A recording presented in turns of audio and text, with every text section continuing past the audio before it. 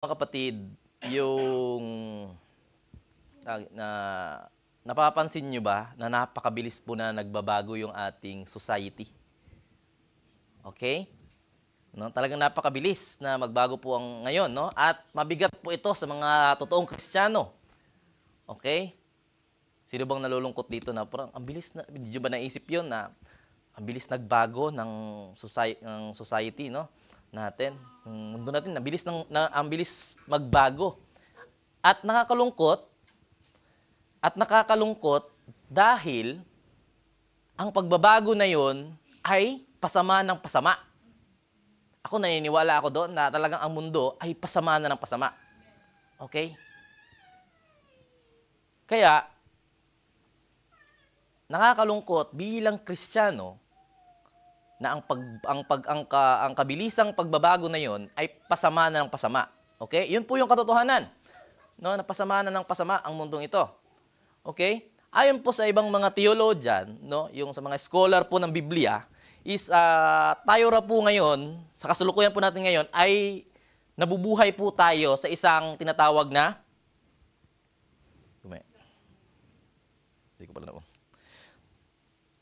post-Christian culture. Inayos ko na yan, nag-grumble pa rin. Okay. Anyway. So, yan, no? Ito sa post-Christian culture. Ngayon, no, nabubuhay po tayo. Ano po yung, a society where Christianity has lost its dominant cultural influence, though it may still retain some of its values. Ano po ibig sabihin, mga kapatid? No? Ibig sabihin po, dati po ay ang mga turo po ni Kristo at ang Kristyanismo, yun po yung naging batayan po ng society or yung lipunan. Yun po yung naging batayan. Pero ngayon po, hindi na po ito yung sentro ngayon. Tama? Napapansin nyo ba? Hindi na ito yung sentro. Dati, yun yung naging batayan po nila. Pero ngayon po, hindi na yung sentro o yung pamantayan ng karamihan sa tao po ngayon. Okay? And sa pag-search ko po, kumbaga nagsimula daw po yan sa, nagsimula po yung post-Christian culture, nagsimula yun noong 1999. Sinong 1999 pa dito ipinanganak? Wala, puro 1993. 4, 5, di ba? So, ibig sabihin, 2001, may 2001. So, 1999 pataas, hanggang ngayon, dyan po nagsimula yung post-Christian culture. Kumbaga po, hindi na sentro. Simula nun, hindi na sentro yung pamantayan ng Kristyanismo. Yung turo, no? Hindi na, kasi dati, yun po yung, nila. Kumbaga, doon po sila nabubuhay. Okay? Pero ngayon ay hindi na po ito yung sentro. Okay? So, ibig sabihin nito, mga kapatid, ang dating pamantayan o yung paniniwala na dati ay pinangahawakan po ng karamihan, hindi na po tinatanggap ngayon. Di ba? Hindi na tinatanggap. Halimbawa, dati po is normal at tama sa mga tao yung pananampalataya sa Diyos. Manalangin at sundin yung Biblia. Pero ngayon, ano po yung napapansin nyo ngayon? Marami na ang hindi naniniwala o hindi interesado dito. Tama? Noon, karamihan po sa mga tao ay naniniwala sa Diyos. No? Karamihan sa mga tao ay naniniwala sa Diyos, tinatanggap ang Biblia bilang salita ng Diyos, at nananalig na si Jesus ang anak ng Diyos. Ngunit ngayon po, mga kapatid, marami na ang hindi naniniwala. At nakakalungkot kasi nagdududa pa, no, sa mga bagay na iyon. No, ngayon, Ngayon, marami po na hindi na yung naniniwala sa aral ng about morality or moralidad. No? Kumbaga, parang hindi na sila naniniwala kung ano yung tama at mali. Hindi, parang binabaliwala na nila or parang hindi na nila binibigyan ng seryoso kung ano yung tama at ano yung mali. Okay? Kumbaga yung tinuturo po about sa lumang tipan, di ba? At sa bagong tipan. So, nakakalungkot dahil hindi lang po yun mga kapatid, dahil minamaliit pa nila ito. No, at tinatawanan. No, yung baga, kung ano yung tinuturo ng salita ng Diyos. Hindi lang sila naniniwala, kundi minamaliit pa at tinatawanan. No, yung mga taong tinatawanan nila yung mga taong sumusunod sa Biblia. Okay? For example, no, tayo minsan tinatawag silang mga makaluma, mga karaang tao, karaang tao ni kay gisundog nila sinunod nila yung Biblia, sinunod nila yung Biblia. Kumbaga, tinatawanan sila ng mga kasalukuyan ngayon na mga simula nung 1999, hindi ka kasali Brian 2021. Sino pa 2020 dito? Maka? Ay. So, ito pala pinakabata, no? Ito pinakabata? Si Brian? Ikaw, 2000? So wala pala. Biro lang pala yun. Naniniwala ko agad Okay, so, yun po, no, wala pala dito. Pero doon po, 1999, simula noon, hanggang kasalukuyan, yun po, no? Halos, hindi naman lahat, kundi, kumbaga, minamaliit nila ang salita ng Panginoon, ang turo, no, sa salita ng Panginoon Diyos. Okay? Kumbaga, tinatawag nilang mga makaluma na tao kung sunisunod nila yung mga turo ng Diyos. No? Kumbaga, hindi sumasabay sa uso, late sa uso, or parang walang alam na modernong panahon, wala siyang alam sa modernong panahon. Okay? So, yes, totoo nga po na tayo po ay nabubuhay sa isang post-Christian culture, no? Sa aspetong panlipunan at sa aspetong panrelihiyon. No? Aminin po natin yon. Pati po sa pangrelihiyon, nabubuhay rin po tayo as a post-Christian culture. Bakit po? Ito po yung napapansin ko po. No? Ibig sabihin, no, yung pagiging post-Christian, no, kanina yung in-explain ko po sa inyo, na yung kumbaga, hindi na po nakasentro sa yung mga turo ni Jesus o turo ni Kristo. So, kumbaga po, hindi lang po makikita po yan sa ating ugali, sa ating pamumuhay, no, ng mga pamumuhay ng mga tao, no, or kumbaga socially, hindi lang siya makikita socially, kundi pati rin po sa mga paniniwala at gawain po ng relihiyon. Okay? Yung mga religious po, no? Kumbaga, sa aspeto po ng, for example, no, sa aspeto po ng lipunan, no, about po sa society or sa socially, no? Socially po is makikita po ito, no, yung mga divorce. 'Di ba? Yung living together without marriage, 'di ba? Ano pa? Yung homosexual, 'di ba? Yung homosexuality. Amen. Ngayon po ay itinuturing na ngayon bilang mga alternative lifestyle. Yung bagay na yon. Di ba? Tinuturing na nila ngayon. Parang naging normal na lang. Okay? Kumbaga, yun yung naging alternatibong paraan ng kanilang pamumuhay. Dati, ang mga ganitong gawain ay itinuturing po na mali. Tama? Ayon po sa Biblia. Di ba? Talagang mahigpit po talaga dati. Ngunit ngayon, tinatanggap na nila ito ng karamihan bilang normal. Masama ka pa kung tutulan mo ito. 'Di ba? Tatawanan ka pa. So, kumbaga po bilang ito po ay normal na sa kanila, no, o lehitimong pagpili ng mga tao, ng isang tao na ganito.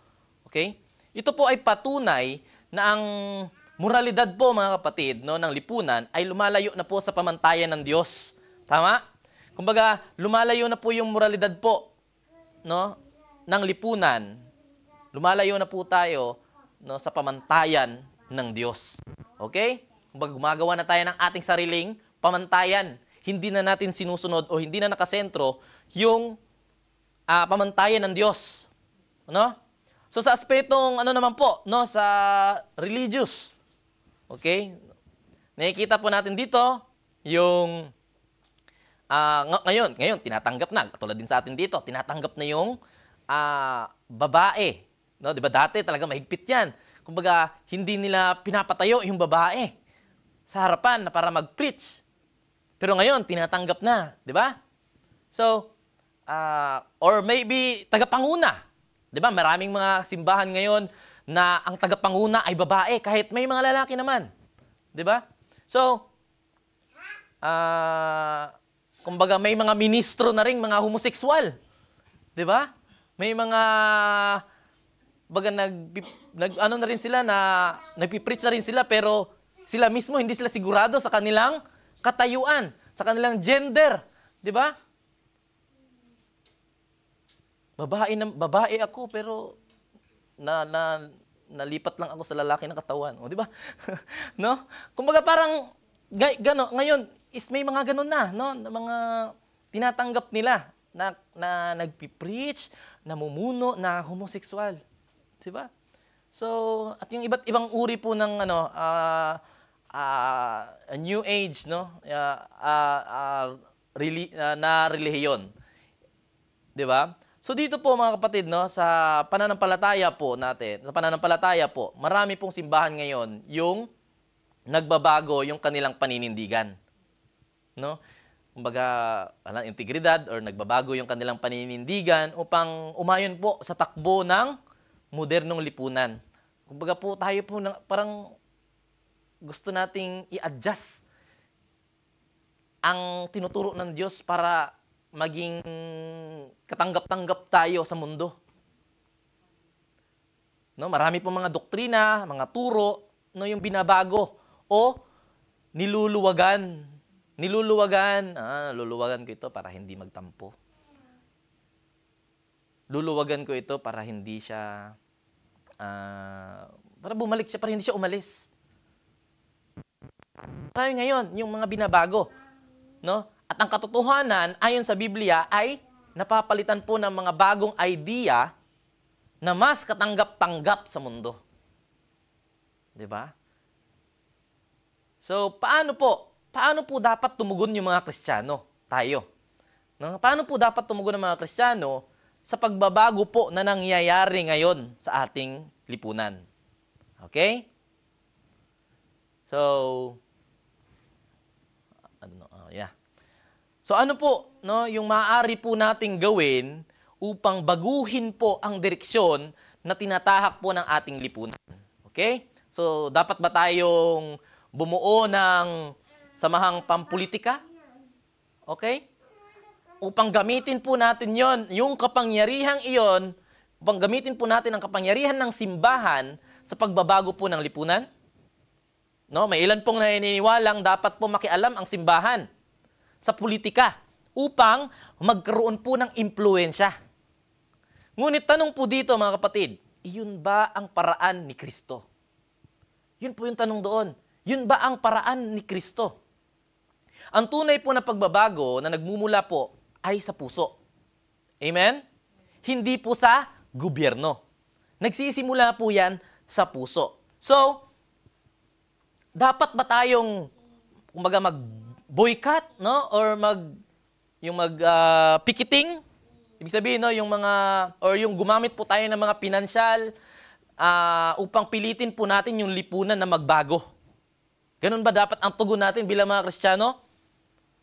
No? Kumbaga, tayo ba ay magpoprotesta?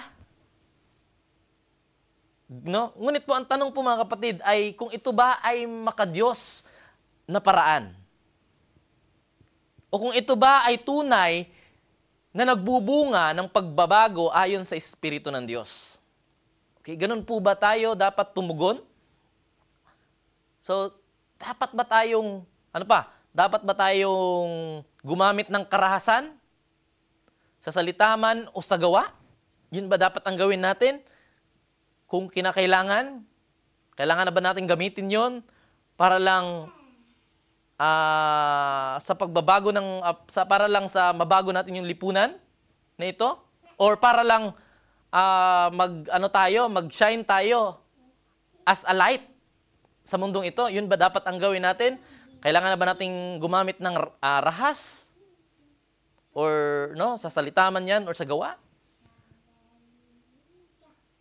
So alam niyo po mga kapatid, ang sagot po ng Biblia ay hindi. Hindi po 'yun ang sagot ng hindi po ang sagot ng Biblia. No? Hindi po tayo tinawag ni Kristo, hindi po tayo ginawang Kristiyano o hindi ka po niligtas ng Panginoon Diyos o hindi po kayo ginawang ilaw ng Panginoon Diyos upang gumanti ng karahasan, kundi upang ipahayag po ang katotohanan sa pag-ibig. Amen? Sabi, instead speaking the truth in love. Amen? We will grow to become in every respect the mature body of Him who is the head. That is, sino po? Christ. Amen? So hindi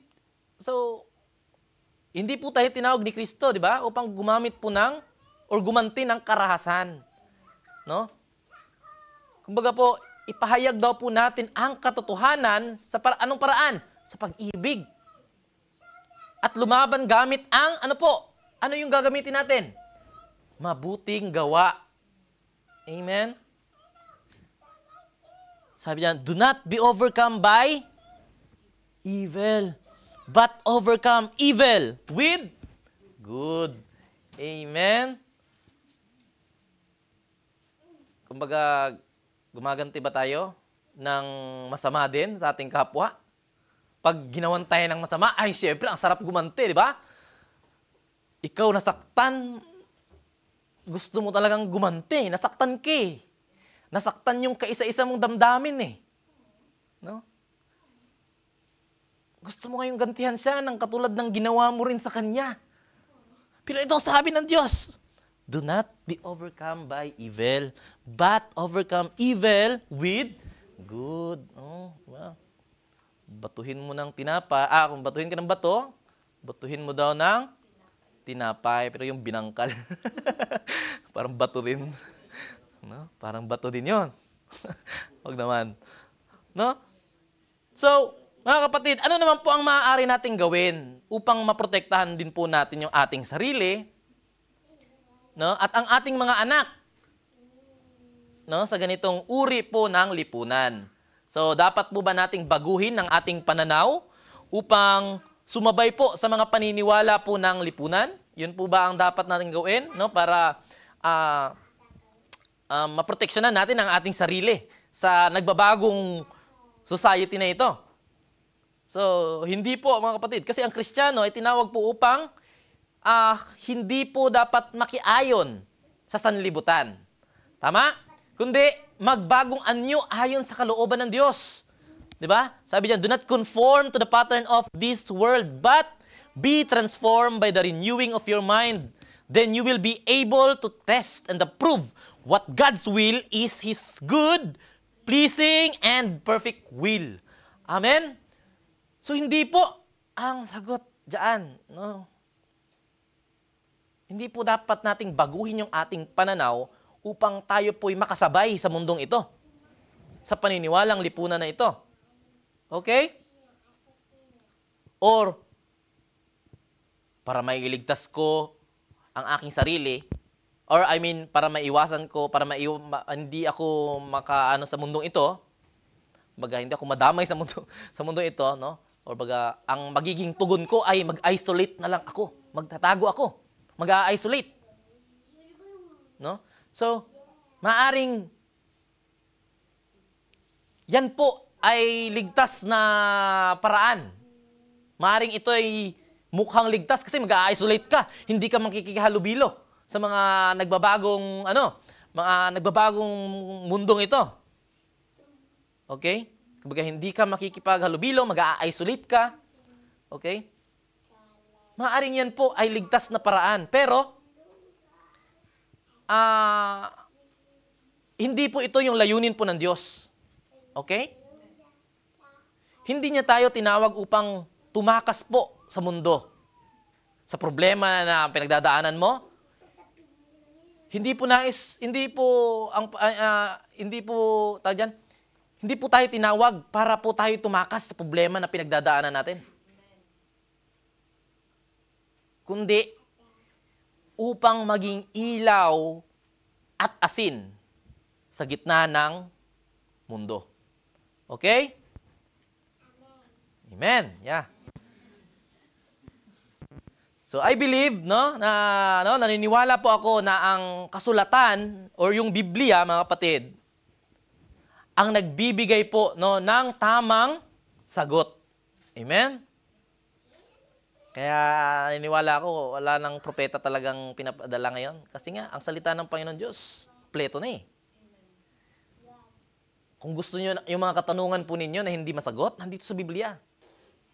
Para masagot po yan, syempre basahin natin. Buksan natin ang Biblia, basahin natin. Nandun po yung sagot ng Diyos sa mga katanungan po natin. Amen? So naniniwala po ako na ang kasulatan po, o yung Biblia, yun po ay nagbibigay ng tamang sagot. Okay? So dito po sa pamamagitan po ng isang sulat po ni Pablo sa isang iglesia.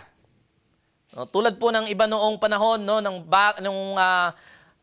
bagong tipan ay nabubuhay po sa isang pre-Christian culture. Okay? Pre-Christian culture naman yung, So, ang pre-Christian culture ay isa po yung lipunan bago pa man po tanggapin ng karamihan ang Kristyanismo. Okay?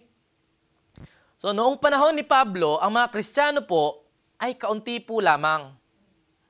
At ang karamihan sa lipunan ay puno po ng sumasamba po sila sa Diyos-Diyosan, yung mga pagan. Okay? Puno po sila ng immoralidad at kumbaga ang karunungang makasanlibutan.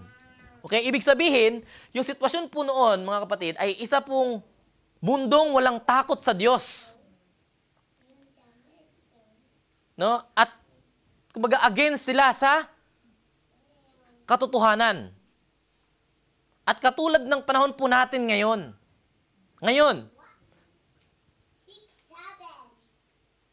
Dati tinatawag na pre-Christian culture, yung bago pa nila tinanggap yung Kristyanismo. Tapos ngayon naman nagbago naman ulit simula nung 1999, ayon po sa aking pag-search, simula 1999 hanggang sa kasalukuyan, ngayon po ay tinatawag na post-Christian culture. Kumbaga po,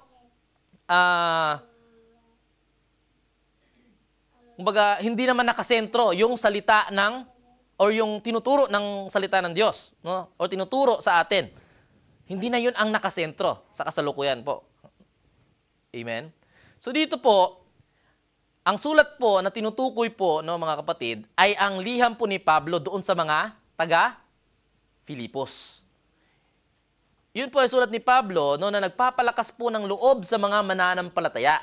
Kumbaga yung church doon sa Filipos, kumbaga sinulat niya ito para dahil sa kabila ng nararanasan nila na kumbaga napalibutan sila ng mga walang takot sa Diyos. Kumbaga yung mga mananampalataya dito, ito po yung mensahe ni Pablo sa kanila para palakasin ang kanilang loob. Amen? Para palakasin ang kanilang loob sa mga palakasin yung mga loob ng mga mananampalataya. So, upang manatili po silang tapat kay Kristo kahit po sa kabila ng kanilang nararanasan.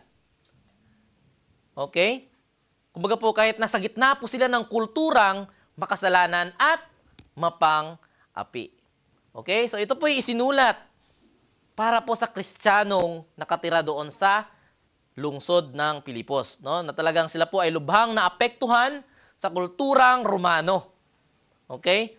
Kumbaga po puno po ng pagsamba ng Diyos-Diyosan, yung mga pagans. So, kumbaga po, ang Filipos po talaga dati, kumbaga, isang Roman colony. Kumbaga po,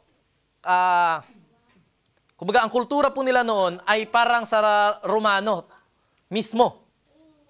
Kumbaga marami silang mga idolo, karangyaan, karangalan, salaman, at yung matinding pagmamataas sa karunungan. Yun po. At sa ganitong kapaligiran po, mga kapatid, tinuruan po ni Pablo ang mga mananampalataya kung paano mabuhay ng banal at tapat sa Panginoon. Okay? So, ang mga isinulat po ni Pablo sa kanila ay malamang, mga kapatid, yung isinulat ni Pablo para sa mga taga-Pilipos noon, malamang ito rin ay ang kanyang isinulat para sa atin ngayon. Yung mga nakaranas dati ng mga taga-Pilipos na tinatawag na pre-Christian culture, na bago pa nila tinanggap yung Kristyanismo, kumbaga po sa atin ngayon na hindi na nakasentro yung Kristyanismo o yung mga turo ni Kristo na naranasan natin ngayon, ito rin po ay applicable sa atin at tinuturo at isinulat din ito ni Pablo para sa atin. Amen? Naniniwala po ba kayo doon? No? No, malamang no, na yun din po ang kanyang isusulat sa atin ngayon. Kung buhay si Pablo, yun din ang isusulat niya sa atin ngayon. Sa Tsukuba, parang hindi na nagsisimba yung mga tao doon, parang hindi na naniniwala. Parang hindi na naniniwala sa mga sa turo ng Panginoong Hesus. Marami ng mga gumagawa ng hindi kaaya-aya doon sa lugar ng Tsukuba. So kung buhay si Pablo, maaring sulatan niya ang LOG Tsukuba. Susulatan ko sila. LOG Tsukuba. Mga taga-LOG Tsukuba. Mga taga-LOG Tsukuba. Magpakalakas kayo, no? Kumbaga talagang manindigan kayo, no? Magpalakas kayo, palakasin niyo ang inyong pananampalataya sa Diyos, ang inyong tiwala sa Diyos. 'Di ba? Maaring yun po ang isusulat po ni Pablo sa atin. Amen. So basahin po natin ngayon kung ano po yung binabanggit dito, no, sa Filipos 2:12-16. Sabi po diyan, "Therefore, my dear friends, as you have always obeyed, not only in my presence, but now much more in my absence, continue to work out your salvation with fear and trembling, for it is God who works in you to will and to act in order to fulfill His good purpose. Do everything without grumbling or arguing, so that you may become blameless and pure, children of God without fault in a warped and crooked generation. Then you will shine among them like stars in the sky, as you hold firmly to the word of life. And then I will be able to boast on the day of Christ that I did not run or labor in vain." So, hayaan niyo po ako na manalangin po sa sandaling ito.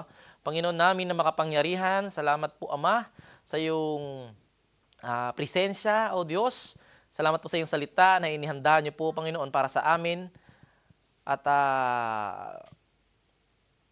pagkalinisin niyo po, Panginoon, yung aming puso, Panginoon Diyos, kung ano man po yung mga nakita niyo na karumihan. And patuloy, O God, na bigyan niyo po kami ng karunungan at katalinuhan, Panginoon, na nanggagaling po sa inyo.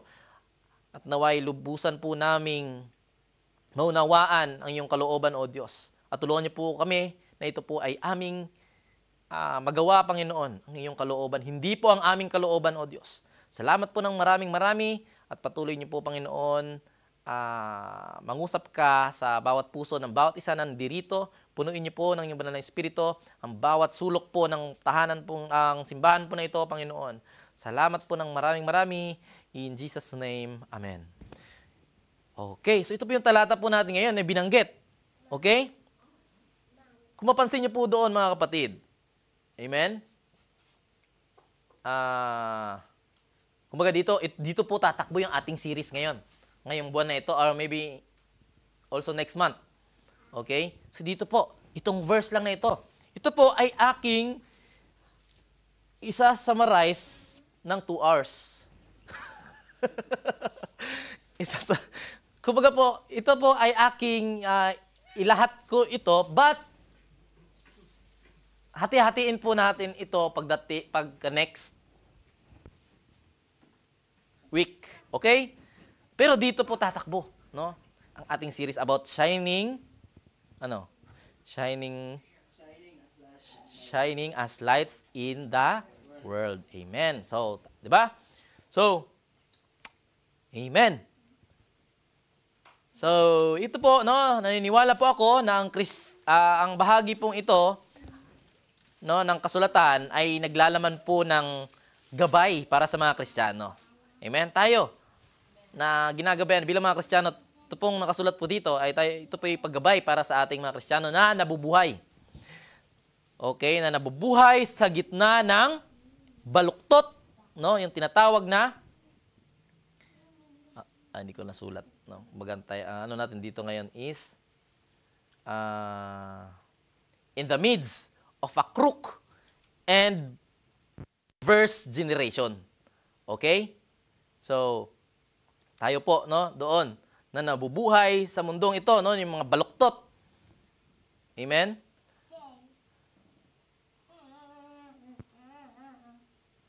Okay?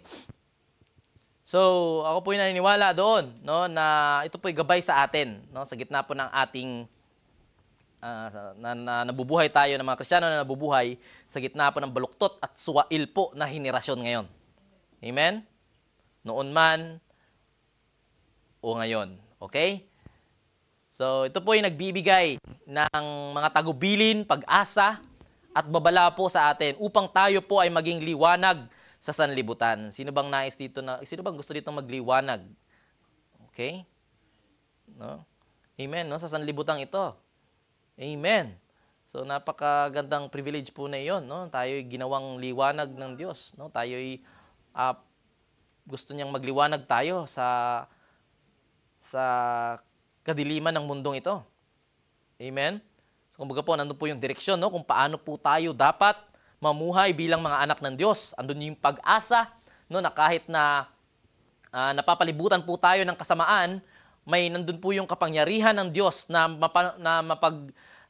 magpanatili sa atin. Amen? No? Na huwag tayong sumabay sa sanlibutan o hayaan po na manghina ang ating pananampalataya. Amen? So ang layunin po dito mga kapatid ay malinaw na tayo'y magliliwanag o magniningning bilang mga ilaw sa sanlibutan. Amen? So, ngayon po ay bahagya lang po natin itong tatalakayin and mga maaari pong mapulot po natin mga kapatid, no, mula sa talatang ito, no, ay yun po yung sinasabi ko kanina ay ito po yung sa susunod po natin na pag-uusapan. Okay? Ating palalimin po ang ating at himay-himayin po ang bawat punto po dito. Amen? So, amen, no? So if we are going to shine as lights, amen? Kumbaga hindi kayo magiging interesado dito kung ayaw nyo namang maging lights. Kung gusto nyo maging lights, magkaka-interest talaga kayo dito. Okay? So if we are going to shine as lights, no? In the midst of a crook and perverse generation, we must do what? Ano po? Kumbaga, explain ko po sa inyo, no? Kumbaga, kung tayo po ay talagang magtanglaw, no, dito or magliliwanag, no, as a light, kailangan po natin gawin itong, ano po, sa pamamagitan ng by working out our salvation first. Tama, di ba? Paano ka makapag-iilaw kung hindi mo naman wino-work out yung salvation mo? Paano ka magiging liwanag sa sanlibutan ito kung hindi mo naman wino-work out yung salvation mo una? Di ba? So, dapat po, no, dapat natin gawin ito, no, sa pamamagitan po ng ano, by working out our own salvation first, no? May tinatawag niyo own and first nandiyan, no, sa ating sa salvation. Sabi diyan, no? So, amen. So madalas po ginagamit po ng iba ang talatang ito, no, yung sa to, basahin ko po, no? Basahin ko po muna. Sabi niya, do not judge, or you too will be judged. For in the same way you judge others, you will be judged. And with the measure you use, it will be measured to you. So why do you look at the speck of sawdust in your brother's eye and pay no attention to the plank in your own eye? How can you say to your brother, let me take the speck out of your eye, when all the time there is a plank in your own eye? You hypocrite! Grabe, no? First take the plank out of your own eye, and then you will see clearly to remove the speck from your brother's eye. So do not give dogs what is sacred. Do not throw your pearls to pigs. If you do, they may trample them under their feet and turn and tear you to pieces. Amen? So yan po, mga kapatid, no, madalas pong ginagamit po yan ng iba, na yung talatang ito, upang sabihing huwag humatol. Di ba? Ngunit, ang tunay po na punto po ni Jesus po dito, mga kapatid, ay ayusin daw po muna natin ang ating sarili bago po tayo magtuwid ng iba. Amen? Ang sabi niya, hypocrite. Grabe no? First, remove the plank from your own eye, and then you will see clearly to remove the speck from your brother's eye. Amen? So, ibig sabihin po, ang tunay po na katwiran ay nagsisimula po saan? Sa sarili. Hindi natin maaaring baguhin po ang mundo, mga kapatid, kung tayo mismo ay hindi nababago. Gusto nating baguhin yung nasa paligid natin. Pero tayo mismo ay hindi nababago. Napakahirap po nun. Di ba? Amen. So, if we are not careful,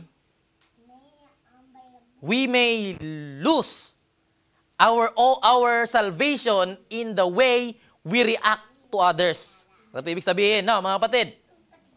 Kumbaga po, marami ang gustong baguhin ang lipunan. Marami pong gustong baguhin ang lipunan, ngunit ginagamit ang maling pamamaraan. Ano po yung mga maling paraan na ginagamit? Galit, paninira, karahasan. No? Yung mga bagay na taliwas po sa bunga ng Espiritu. Amen? Sabi dyan sa Galatians 5:19. Bakit naging ano to? Basahin natin to Sabi niya, no, I strike a blow to my body and make it my slave so that after I have preached to others, I myself, sabi po ito ni Pablo, myself will not be disqualified for the prize. No? Kaya iniingatan ni Pablo yung kanyang buhay din. 'Di ba? Siya ay nagtuturo pero baka hindi rin siya baka siya pa ang hindi makatanggap ng gantimpala. So, sabi po dito, mga kapatid, no, sa nandito ba? Wala pala. Amen? So sabi dito sa Galatians 5:19-21, no, sinasabi po diyan, no, those who practice such things will not inherit the kingdom of God. 'Di ba? So, yun po mga kapatid, no, yung nabasa natin ngayon, ito po yung maging si Pablo ay nagbigay ng babala. Sabi niya, but I discipline my body and bring it into subjection, lest when I have preached to others, I myself should become disqualified. Okay? Dinidisiplina daw niya ang kanyang katawan at sinusupil daw niya ang masasamang pagnanasa nito. Bakit po? Baka pagkatapos kong ipangaral ang magandang balita sa iba, ay ako pa ang hindi makatanggap ng gantimpala mula sa Diyos. Diba? Kaya mahalaga po na talagang baguhin mo, talagang ayusin muna natin ang ating mga sarili. Okay? So bago po tayo maging ilaw, mga kapatid, no, sa gitna ng baluktot at masasamang salinlahi, kailangan muna nating ayusin ang ating sariling buhay sa harap ng Diyos. Okay? Lahat po tayo guilty dito, mga kapatid. Okay? Habang ito po ay aking tinuturo, ay aking pinag-aaralan, talaga po ako po'y naiyak. No? Kasi ako po'y hindi perpekto. Ako po'y may maraming pagkulang. Kaya nagpapasalamat ako sa salita ng Panginoon Diyos. Dahil ang bilis niyang tinuturuan ng kanyang mga anak. Yun ang pagmamahal ng Diyos. Kaya pag tinuturuan ka ng iyong kapatid ng katotohanan, masakit man yan ay pagmamahal. Amen. Kung kinukonsinti ka ng iyong kapatid dahil lalo sa mali mong ginagawa, hindi totoong pagmamahal yan. Amen? Amen? So,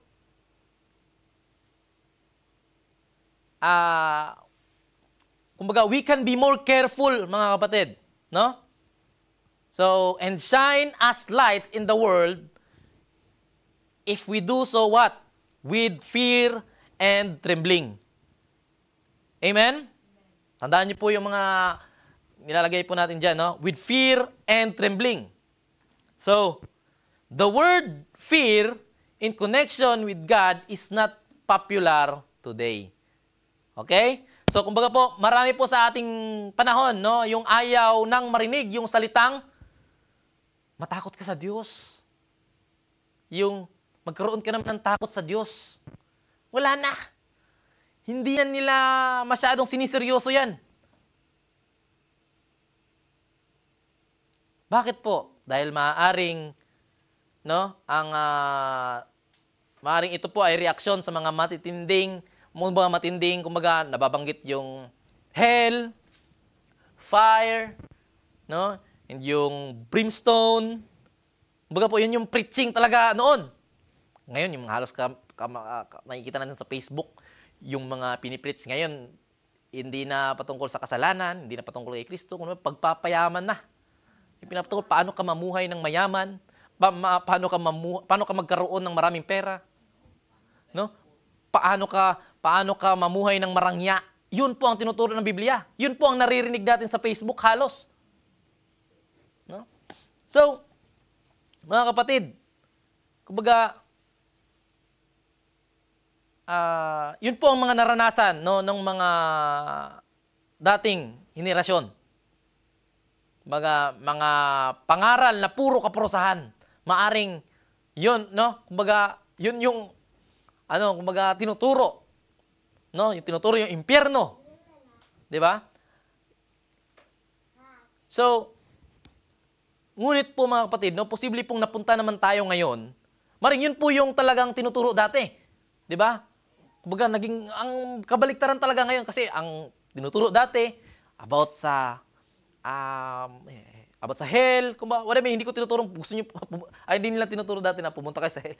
Kumbaga, ipinipreach nila about yung sa hell. No? Yung mga kaparusahan. Pero ngayon po, katulad ng binanggit ko po sa inyo kanina, kung paano na po magpapayaman ang isang tao, yung isang Kristiyano. Yun na po ang pinipreach po ngayon sa ating ngayon sa atin, no? Or maaring posible po sa atin ngayon na napunta naman po tayo sa mga naririnig po natin ngayon, no? Ay yung mga kabaliktaran doon, no, sa ating mga pagnanais na ipakita po ang kabutihan at pag-ibig ng Diyos. Yun naman po. Ano po ibig ko sabihin? Minsan, nakakalimutan natin, what I mean, ang pinipreach po halos ngayon, kumbaga, nasa ano naman po tayo? Nasa grace na. No? Under by grace na tayo. Okay? Kumbaga, purong ang tinuturo na lang sa atin. Pagmamahal. What I mean is, yung parang ma-comfort ka. Kaya maraming mga Kristiyano ngayong gustong manatili sa comfort zone eh. Di ba? Maaring nasubraan naman yung bagay na yon. So, minsan, yung mga Kristiyano, nakakalimutan nila na ang Diyos po natin, siya rin po ay Diyos ng kabanalan at at ng paghatol. Amen? Siya din yung hahatol sa atin. Amen? So, maaari pong baka po napahina po natin yung ating, napahina po natin yung kahulugan ng takot sa Panginoon. No, yung kahulugan na sinasabing, yung fear with the Lord. Tama ba yung English ko? No? Yung matakot tayo sa Diyos. No? Kumbaga po, pinapahina natin yung kahulugan na yon. Okay? Dahil po sa makabagong ginagamit ng mga tao ngayon, no, para hindi matakot talaga sa Diyos. Okay? So, ang ilan po ay mga nagsasabing yung fear ay respeto lamang. Okay? Fear ay respeto lamang. Ngunit ang tunay po na fear, mga kapatid, no, ang tunay po na fear of the Lord ay higit pa sa simpleng paggalang. Tama? Sinasabi ni Pablo, no, na may lugar pa rin para sa trembling. Yung manginginig ka sa takot. Kumbaga, isang malalim po na paggalang at pagkamangha dahil sa kabanalan ng Diyos na nagdudulot ng kababaang loob. Di ba? Kumbaga po, hindi po ito takot na lumayo po tayo sa Diyos. Amen? Kundi ito po ay takot na makagawa po tayo ng anumang bagay na makasakit sa Kanya. Yun po yung takot na yun. Natatakot tayong magkasala. Yun po yung takot na sinasabi dito. Natatakot tayo no, na magkasala tayo, lalo na sa ating mga aksyon. Amen? Yun po sinasabi ng Diyos. Matakot ka sa Diyos sa action mo.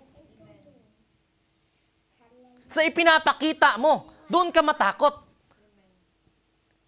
Kung sa tingin mo na ang bagay na ginagawa mo ay makasakit sa Diyos, doon ka dapat matakot. Matakot ka na makagawa ka ng anumang bagay na makasakit sa Kanya. Amen? Sabi dyan, no? Sa Matthew 10:28, do not be afraid of those who kill the body, but cannot kill the soul.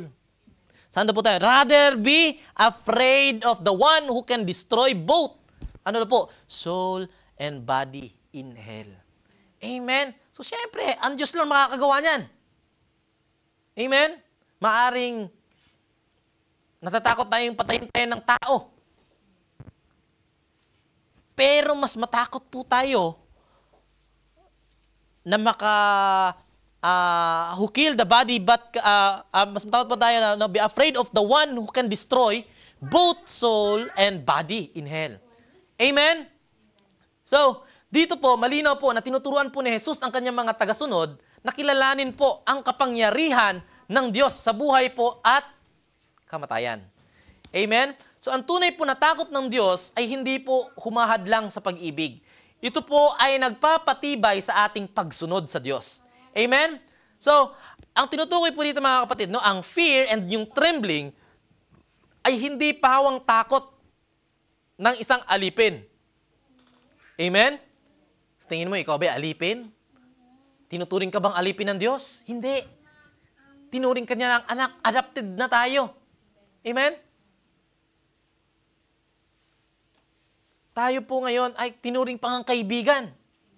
Amen? So, ang punto dito, yung fear and trembling, ibig sabihin, hindi po ito yung takot ng isang alipin, kundi takot po ng anak na ayaw masaktan ang kanyang ama. Ayaw niyang mapaiyak ang kanyang ama. Amen? Yun po yung takot ng isang anak. Amen? So ito po ang pusong mapagmahal at gumagalang. Amen? Tingnan mo yung katabi mo, no? Gumagalang. Gumagalang ba yan o gumugulang? Okay? So, kumbaga po nandun po yung humility, yung kababaang loob at kabanalan po sa harap ng Diyos. Amen? So, the need to have proper fear and trembling, ano po? Without it, it is unlikely we will seriously make the effort to work out our own salvation, no? Amen? So, ibig sabihin po, kung wala po tayong tunay na takot at paggalang sa Diyos, malamang ay hindi po natin siseryosohin ang ating sariling kaligtasan. Hindi natin wino-work out. Okay? Bakit work out ang sinasabi about sa kaligtasan? Hindi work for. Di ba? Bakit work out?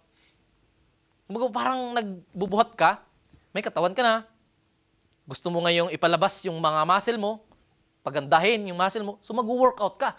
Di ba? Meron kasing ibang gagawa muna sila, work for para maligtas. Di ba?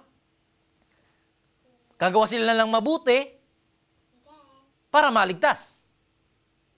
Bago maligtas. Pero ito po ang tinuturo, bakit po natin i-work out? Tapos na eh. Nung iniligtas na tayo ng Diyos, ng Jesucristo. So yung salvation na natanggap natin, i-work out na lang natin mga kapatid. Amen? So, kung wala po tayong tunay, no, natakot sa Diyos at paggalang, hindi po natin siseryosohin yung ating sariling kaligtasan. Amen? No, yung ang fear and trembling ang nagtutulak po sa atin upang maging masunurin. No, yung takot at paggalang natin sa Diyos, yun po yung nagtulak sa atin para maging masunurin, mapagpakumbaba, at yung maingat po tayo sa ating paghatol. Okay? Or maingat po sa ating paglakad sa pananampalataya. Okay? Kaya minsan, sinusubok tayo ng Diyos dahil gusto niya tayong sumunod sa Kanya at magpakumbaba. Okay? So kapag ang isang tao po ay tunay na may takot sa Panginoon, siya po ay hindi kampante sa kasalanan. Okay? Kung siya po ay tunay na takot sa Diyos, may takot sa Diyos, hindi po siya, kumbaga, hindi siya komportable pag siya ay nakagawa ng kasalanan. Okay? Kumbaga, yung mga may takot sa Diyos, hindi niya pinapababayaan ang kanyang prayer life. Hindi siya, kung may tunay na takot siya sa Diyos, na may takot sa Diyos, ay malamang hindi po siya tamad sa paglilingkod. Amen? Sabi nga sa Proverbs 9:10, I think, wala dito. Sabi dyan, the fear of the Lord is the beginning of wisdom. Amen?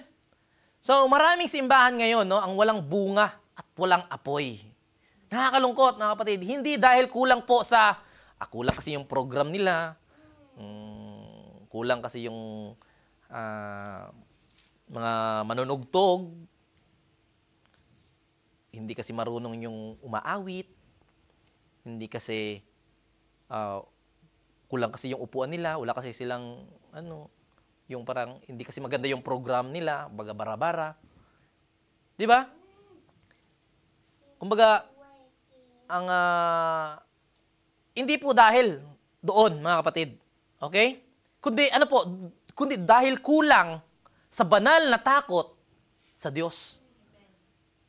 'Di ba? Dahil hindi tayo natatakot, dahil wala tayong katakot-takot sa Diyos. Kumbaga, pinapahina natin yung ibig sabihin ng pagkatakot sa Diyos. 'Di ba? So, hindi po dahil sa pangit yung programa nila, yung mga pakulo nila doon, hindi masarap ng kape nila, hindi dahil doon. Okay? Dahil po yan sa kulang sa ating pagkatakot sa Diyos. Amen? So, kapag nawala po ang fear of the Lord, nawawala rin po yung disiplina, yung kabanalan, at yung ating, kumbaga po, yung effort talaga sa paglilingkod. Amen? So, ang resulta po, marami pong Kristiyano ang nabubuhay po sa kompromiso. No? Hindi na iiba na po yan sa mundong ito. Paano pa tayo magiging shine yan? No? As a light. So, kumbaga po, at hindi na po nagliliwanag tayo bilang mga ilaw ni Kristo. Amen? Sabi nga ni Paul sa Philippians 2:12, work out your own salvation with fear and trembling. Amen? So, ang takot po sa Diyos ay hindi po hadlang sa pag-ibig, kundi ugat po ito ng masusing pagsunod at banal na pamumuhay. Amen? Kung wala po ito, hindi po natin tunay na maipapamuhay ang ating kaligtasan at hindi tayo magliliwanag sa gitna po ng baluktot na lipunang ito. Amen? So, ito po, ang susunod po natin na topic, next, ano po ito? What I mean is next, pero ituro ko yan ngayon. Next, kumbaga Sunday, na po yan. Okay? So, ano pa po? If we don't shine as lights in the world, mga kapatid, no? Kumbaga, ito po, sa susunod po natin, pagtatalakayan po natin, ay kung paano po tayo magliliwanag bilang mga ilaw ng Diyos sa sanlibutang puno ng kadiliman. Ano daw po? By letting God work in us. Amen? To succeed as light. To succeed as lights in the world. Amen? So kung nais po nating maging ilaw, nais ba natin maging ilaw? Amen. Tatlo lang atang nais. Tatlong bumbilya lang. Mahina yun, tatlong bumbilya lang iilaw. Amen? So, kung nais po natin maging ilaw sa gitna po ng baluktot po ng, at masamang salinlahi po na ito, kailangan pong hayaan po natin ang Diyos ang kumilos po sa buhay natin. Amen? Hindi po ito nakasalalay sa ating sariling kakayahan, kundi sa kapangyarihan po ng Diyos na kumikilos po sa atin. Tama? So, sabi dyan no, sa Ephesians 3:20-21, kumbaga po, no, it will be essential to let God do His work, something He is able to do beyond our ability to comprehend. No, sabi kasi dyan sa Ephesians 3:20-21, now to Him who is able to do more than all we ask or imagine, according to His power that is at work within us. So to Him be glory in the church and in Christ Jesus throughout all generation, forever and ever. Amen. Amen? So, ang Diyos ay gumagawa po, saan? Lampas sa ating inaakala o hinihiling. Kung minsan po iniisip po natin, hindi ko kaya. Ngunit ang Espiritu ng Diyos ang nagbibigay po ng lakas at kakayahan upang magtagumpay po tayo sa Kanyang layunin. Amen? And He is there. Amen? Nandyan po ang Panginoon Diyos. Ang Diyos po ay hindi lamang, kumbaga, nagsimula ng mabuting gawain sa atin, mga kapatid. Kundi siya rin po yung patuloy na, patuloy niya itong tatapusin. Amen? So, yan. Now, being confident of this, that He who began a good work in you will carry it on the completion until the day of Christ Jesus. Amen? So, kapag tayo daw po ay sumunod at nagpapasakop, ang Diyos ay patuloy po na humuhubog sa ating kalooban at ugali upang maging katulad ni Kristo. Amen? So, how does God work in us? Paano po? By both po sa to will and to do. Amen? No? To will helping us in our motivation. And to do helping us in our ability. So to will po helping us in our motivation, siya po ang nagbibigay sa atin ng tamang pagnanais, pag-udyok. Ano yung udyok at motibasyon upang sundin ang Panginoon Diyos. Amen? Kapag ang puso po natin ay malamig, mga kapatid, siya ang muling nagpapainit at nagbabalik ng sigla sa ating pananampalataya. Amen? No, and to do, no, helping us in our ability, siya rin po ang nagbibigay ng kakayahan at lakas upang maisagawa po natin ang kanyang kalooban. Amen? So ang ating pagsunod ay bunga po ng kanyang gawaing biyaya sa loob po natin, sa buhay po natin. Amen? So, tunay po na Kristiyano, mga kapatid, Kristiyanong pamumuhay ay hindi po lamang pagsisikap ng tao, kundi pagtutulungan ng Diyos at ng mananampalataya. Amen?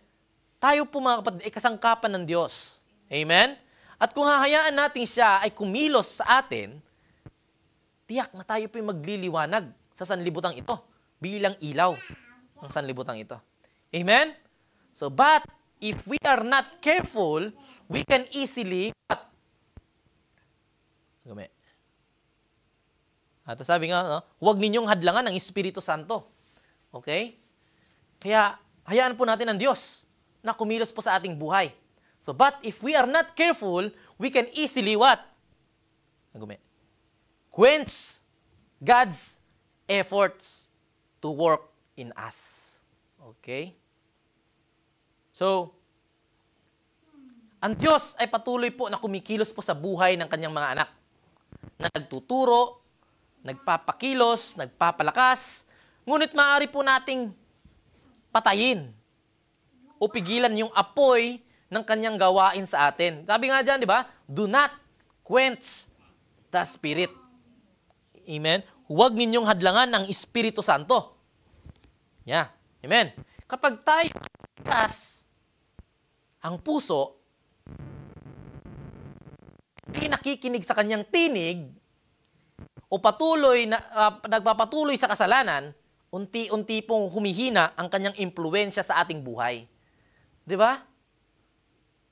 Kaya mahalaga pong maging mapagpakumbaba at masunurin tayo. Amen? Upang ang Espiritu ng Diyos ay malayang makagawa po sa ating buhay. Amen? Kaya napakabilis na lang po nating mawala ng pag-asa, napakabilis na lang po nating mapagod, no, magalit, dahil maaring yung Espiritu ng Diyos ay, kumbaga tayo na mananampalataya, ay hindi na tayo nakikipagtulungan. Amen? So, hindi po mawawala ang kapangyarihan ng Diyos, mga kapatid. Ngunit, maaari po niya hindi tayo gamitin. Amen? Hindi po nawawala. Hindi po mawawala ang kapangyarihan ng Diyos. Ngunit maaari po niya tayong hindi gamitin. Kung hindi po tayo handa at karapat-dapat. Amen? Tulad po ni Saul sa Lumang Tipan, mga kapatid, no? Na itinakwil ng Diyos bilang hari dahil sa kanyang pagsuway at yung kanyang kapalaluan, no? Hindi ko lang nalagay niya, no? Amen? No, kung maalala nyo yung kwento ni Saul, no? Kung talagang hindi na siya sumunod sa Diyos, no? Yung sumuway siya sa Panginoon Diyos. Kaya tinakwil siya bilang hari. Sino ipinalit? Si David. So, kapag hindi po natin hinayaan ng Diyos na magtrabaho sa atin, maaaring gamitin niya ang iba. Di ba? Upang gawin ang kanyang layunin. At tayo mismo, ano pong mangyayari sa atin na tayo ay hindi isa? Ano pong mangyayari sa atin? Tayo po yung mawawalan ng pagpapala. Amen? Kung tayo ginagamit ng Diyos, yan po ay pagpapala. Yan po ay privilege. Kung tayo ginagamit ng Panginoon Diyos. Amen? So, ang Diyos ay nagnanais na gamitin po tayo. Amen? Ngunit hindi niya po tayo pipilitin kung ayaw po natin. Amen? Ang Diyos na ang mamimilit sa iyo. Hindi matutuloy yung layunin ko pag wala ka. Hindi ganyan ang Diyos.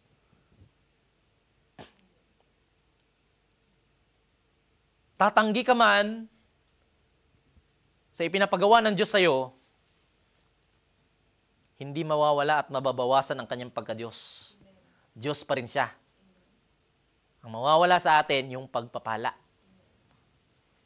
Kaya sabihin mo sa katabi mo, sumunod ka na. Bakit siya? No? Amen? Magseryoso ka na. Amen? So mga kapatid, kung nais po nating magliwanag bilang mga ilaw ng Diyos, kailangan po nating manatiling bukas, masunurin, at mapagpakumbaba upang patuloy po siyang kumilos o makakilos sa ating buhay. Amen? So ngayon po, sa susunod naman po, ay without murmuring and disputing. Amen? So, ito na po yung matutunan natin sa without murmuring and disputing. So, ano daw po? By maintaining a positive attitude. Amen? So, syempre, para mag-ilaw tayo, no?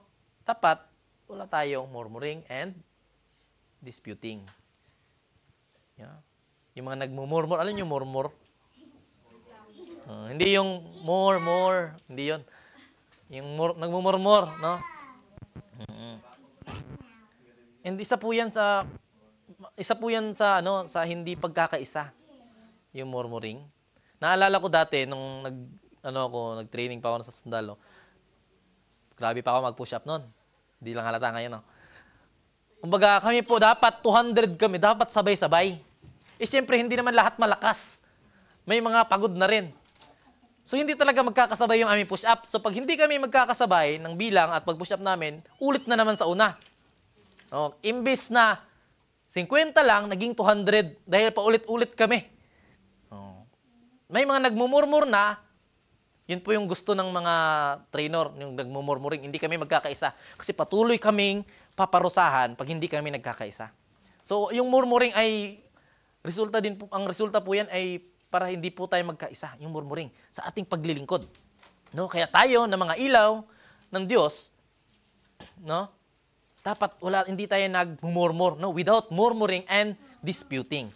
Amen? And by maintaining, no, ano po dapat natin gawin? No? Maintaining a positive attitude. Dapat, no? Para hindi po tayo magmumurmur.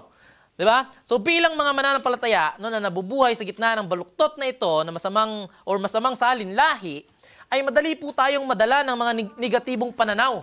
Yung mga nakikita natin sa social media, no? Madali po tayong nadadala kapag lagi po nating nakikita yung kasamaan sa paligid.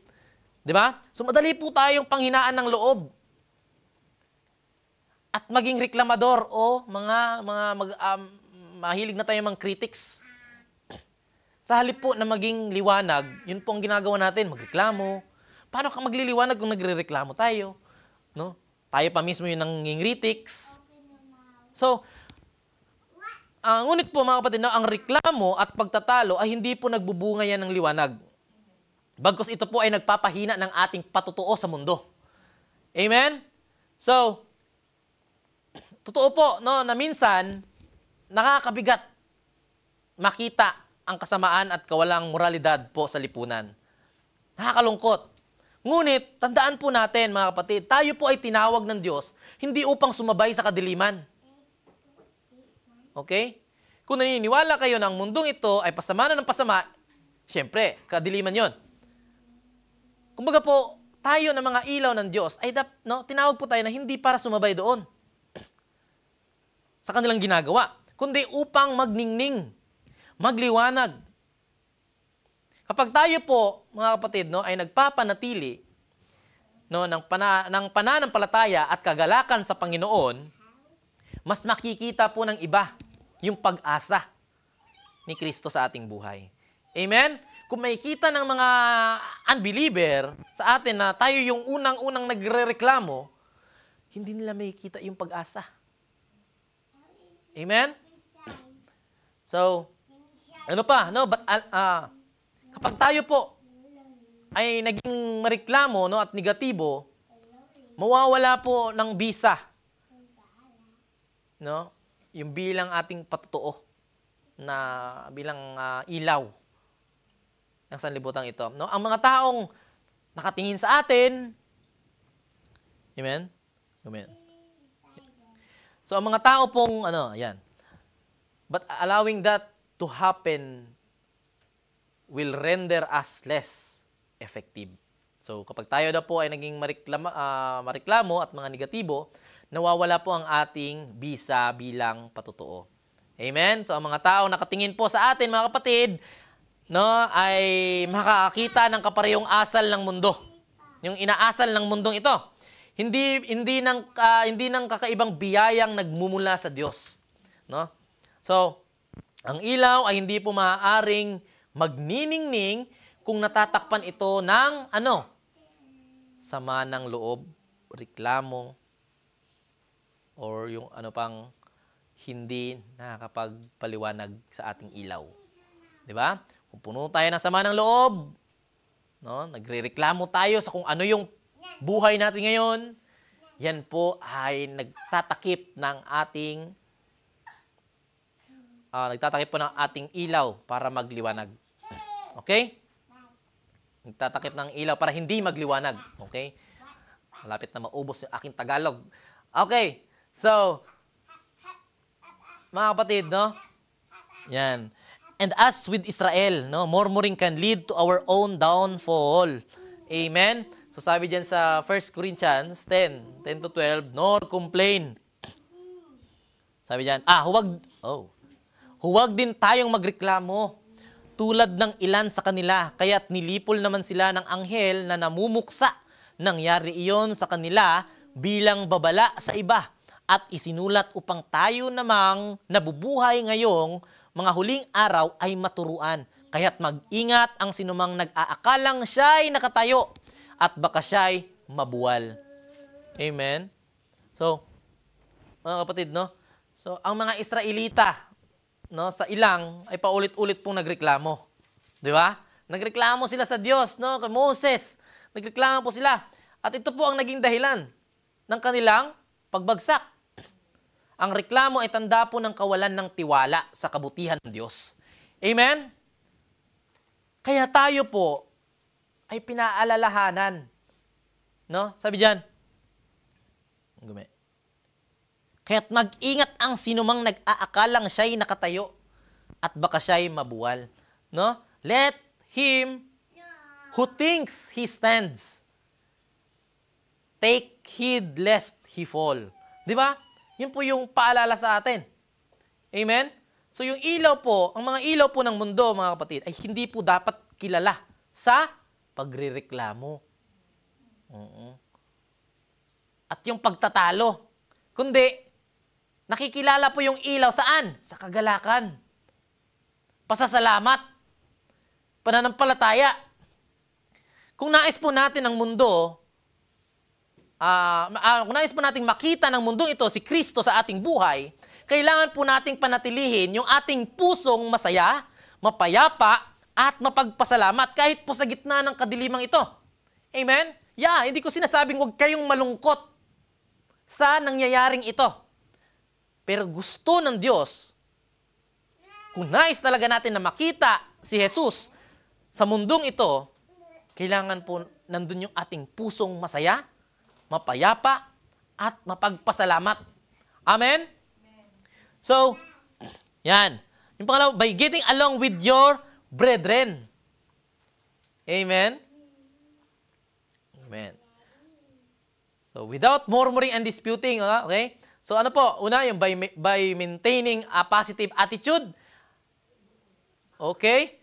And ang pangalawa is by getting along with your brethren. Amen? Sabi dyan, unity among brethren is extremely important as we try to convince the world concerning Jesus. So sabi dyan, no? The world concerning Jesus. No? So, I do not pray for this alone, but also for those who will believe in me through their word, that they all may be one, that the world may believe that you sent me. Amen? So, ang pagkakaisa, mga kapatid, ng mga mananampalataya ay isa sa pinakamakapangyarihang patutuo ng Ebanghelyo. Tama? Kung hindi nakikita sa atin yon ng mundong ito, ay hindi maniniwala ang mga tao. Diba?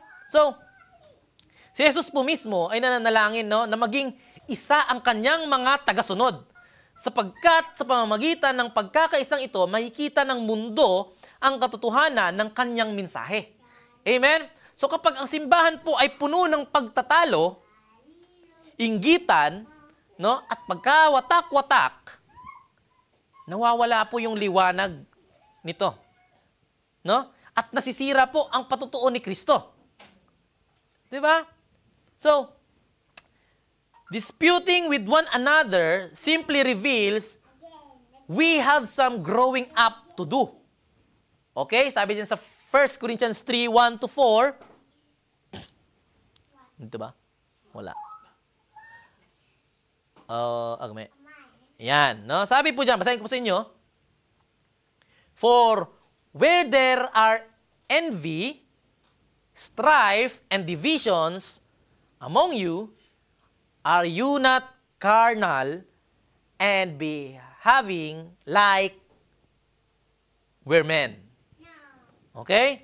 So kapag madalas tayong nagtatalo o nag-aaway sa loob po ng iglesia, ipinapakita po nito na hindi pa tayo ganap na lumago sa espiritual. Akala natin nalago na tayo, di ba? Pero kung ito po ang ating ginagawa, imbis na pagkakaayos, pagkakaisa, kung ito pa rin ang ating ginagawa, yung pagtatalo, yung nag-aaway sa loob ng iglesia, ipinapakita natin na tayo pala ay hindi paganap na lumago sa espiritual. So ang mga ganitong asal po ay hindi po bunga ng espiritu. Tama? No? Kundi po ng laman. Sabi po dyan sa Galatians 5:19, the acts of the flesh are obvious. Sexual immorality, impurity, and debauchery, idolatry, and witchcraft, hatred, discord, jealousy, fits of rage, selfish ambition, dissensions, factions, so, and envy, drunkenness, orgies, and the like. I warn you, as I did before, that those who live like this will not inherit the kingdom of God. Amen? So, sa halip na makipagtalo po tayo mga kapatid, tayo po ay tinawag upang maging, pakumbaba, matiisin, at dapat tayo ay magpatawad at pakipagkaibigan. Amen? So, kung nais po natin talagang ma-impluwensyahan yung mundong ito, kailangan po muna ng maayos po ang ating ugnayan sa loob ng katawan ni Kristo. Amen? So, ang simbahan po na nagmamahalan at nagkakaisa, ay malakas na patutuo po yan sa kapangyarihan ng Ebanghelyo. Amen? So, amen? So ano pa? Without murmuring and disputing, no? Kumbaga po, ano po yung as a children of God without fault. Ano po ibig sabihin dyan? So, which requires us to become blameless. Di ba? So, kumbaga po, i-explain ko po, hindi po ito nangangahulugan mga kapatid, no, na dapat na maging perpekto tayo. Tama? Kundi, tinawag po tayong mamuhay ng may kabanalan at katapatan. Okay? Upang walang, maipintas sa atin, sa ating pagkatao bilang mga anak ng Diyos. Okay? Okay, so not that we are perfect, but like elders are to be blameless, we are to be above reproach, no? So, tulad po ng mga pinuno or yung mga nauna sa iglesia or mga leaders, no, ng iglesia, dapat po ay blameless. Tama? No, yung sinabi niya sa 1 Timothy. Tayo rin po ay dapat na maging ehemplo ng kalinisan, ng budhi at katapatan sa pamumuhay. Amen? So, ang pagiging blameless mga kapatid po, no, ay hindi po kawalan ng kasalanan. Okay? Kundi kawalan po ng pagkukunwari. Yun po yung blameless. Lahat naman tayo, makakagawa tayo ng kasalanan. Maring sinasadya natin o hindi. Pero nakakagawa tayo ng kasalanan because we are not perfect. No? Nabubuhay tayo sa mundong hindi perpekto. At tayo rin mismo na mga nakatira ay hindi perpekto. Ang tinutukoy dito ng pagiging blameless ay hindi po kawalang kasalanan mga kapatid, kundi kawalan ng pagkukunwari. Kapag nagkamali tayo, okay? Sabihin natin, nagkamali tayo. Hinahayaan ba natin yung pagkakamali natin? Ganun pa rin po ba tayo? Alam natin nagkamali tayo, nagkasala tayo. Hinayaan lang ba natin yon? Wala tayong ginawa. Di ba? Tingnan niyo po ito. Kapag nagkamali po tayo, agad po natin kinikilala, di ba? No? At sinasaayos. Amen? Wala dito. Wala. Okay? So sabi nga sa 1 John 1:9, if we confess our sins, He is faithful and just and will forgive us our sins and purify us from all unrighteousness. Amen? So ang tunay na anak ng Diyos ay hindi takot umamin ng pagkakamali. Amen? Dahil alam niyang ang biyaya ng Diyos ang kanyang lakas at tagumpay. Amen?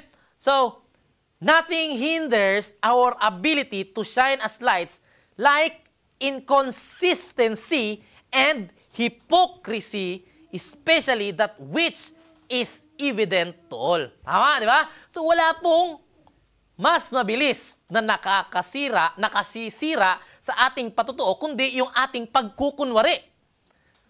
Di ba? Kapag iba ang ating sinasabi kaysa sa ating ginagawa. Di ba?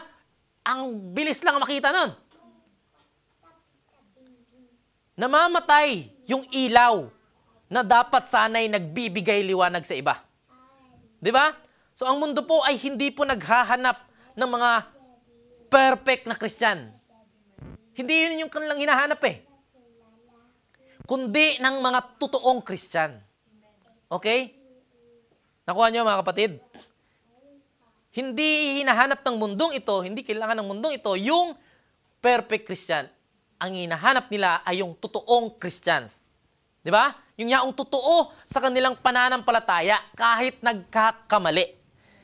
Amen? So kapag nakikita po ng iba na totoo tayong nagsisisi, nagpapakumbaba at nagpapatuloy sa pagbabago, maniwala kayo sa hindi, kita po nila si Kristo sa atin. Amen?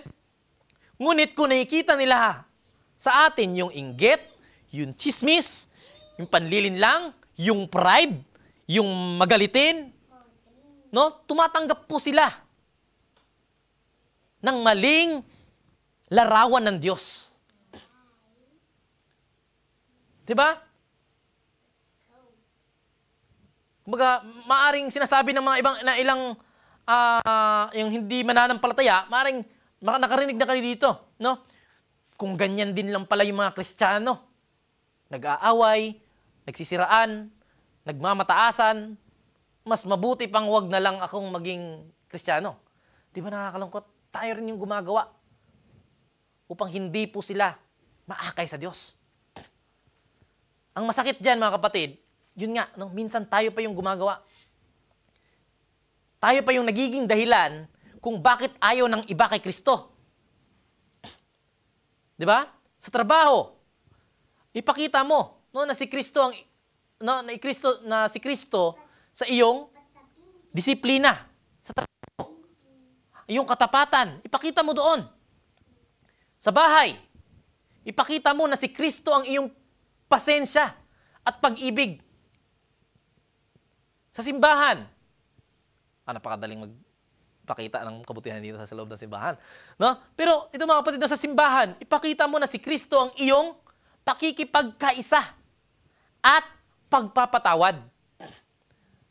Kaya tinawag po tayong maging anak ng Diyos, no, na walang dungis para makita po nila para makita po nila sa atin ang karakter ni Kristo. Amen? So, ano pa? Amen. It also requires us to be harmless. Amen? Though we may firmly oppose sin in all forms, sinners should never fear bodily harm from us. Amen? So, ang tunay po na Kristiyano ay hindi po nakasisira, kundi nagpapagaling. Amen? So, ang salitang harmless, mga kapatid, ay nangangahulugang walang ginagawang masama o pinsala. Hindi tayo nagiging dahilan para maging pinsala yung ating kapwa. Okay? O mapinsala. So sa madaling sabi, ang isang tunay na anak ng Diyos ay hindi mapanakit sa salita. Amen? Hindi mapanakit sa gawa o sa ugali. Amen? Bagkus, siya ay nagpapagaling, nag-aakay, at nag-aabot ng biyaya sa iba. Maaaring matindi po ang ating pagtindig laban po sa kasalanan. Okay? Ngunit ang ating layunin ay hindi pumatay, mga kapatid, kundi magligtas. Amen? So ang mga makasalanan ay dapat makaramdam ng pag-ibig. Hindi po takot. Hindi po takot, no, ng pagtutuwid. Hindi pagkundina. 'Di ba? Tulad po ng sinabi ni Pablo, mga kapatid, no, sa 2 Timothy, 2:24-25, ang alipin ng Panginoon ay hindi dapat makipag-away. Wala dito. Di ba? Ang alipin ng Panginoon ay hindi dapat makipag-away, kundi maging maamo sa lahat. Marunong magturo, matiisin, at marahang magtuwid sa mga sumasalungat. Amen? Hindi tayo tinawag ng Diyos para po maging marahas sa salita o sa gawa, kundi maging mga kasangkapan ng kanyang biyaya at katotohanan. Amen? So, nakakalungkot, no, mga kapatid, no? Sadly, many so-called Christian appear to be using old covenant methods in their efforts to change others and come across as likely to produce great bodily harm. Nanawaan nyo? No, ito po yung babala, huwag po gumamit ng paraan ng lumang tipan, no, sa bagong panahon ng biyaya. No? Ang ilang mga Kristiyano, sa sobrang galit sa kasalanan, ay minsan nagiging marahas o mapanghusga. Di ba? Ang layunin po nila ay tama. Di ba? Naunawaan natin yun. Ang layunin po nila ay tama. Nais nilang baguhin yung mundo. Pero, ang kanilang paraan, dahil sa marahas na paraan, yun po ay mali. Ang paraan po nila ay nagiging mali. So, iba na ang panahon po natin ngayon. Tayo po ay nasa bagong tipan ng biyaya. Amen? Hindi po sa lumang tipan ng paghihigante.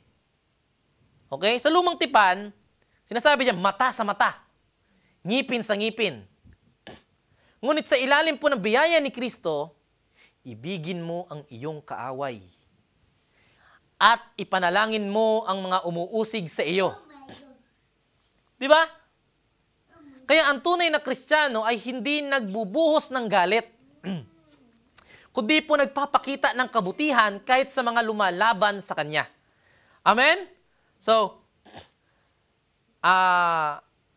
may isang pastor, no, sabihin natin China, may pastor sa China, araw-araw po siyang binabato ng kanyang mga kapitbahay, sinisigawan, kapag siya po ay nagpipray. Grabe naman siya, ang lakas niya mag-pray, no?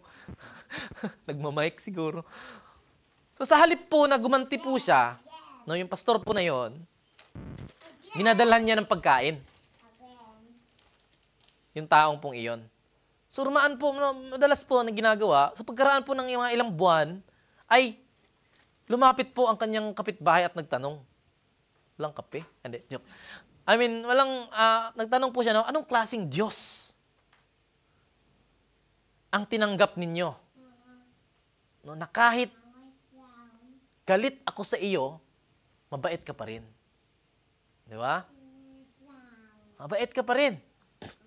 At doon po siya nagsimulang makakilala kay Kristo. Amen? Ganyan po ang harmless. Hindi ka lumalaban sa kasamaan ng kasamaan, kundi ginagantihan mo ng kabutihan. Amen? But as Jesus said,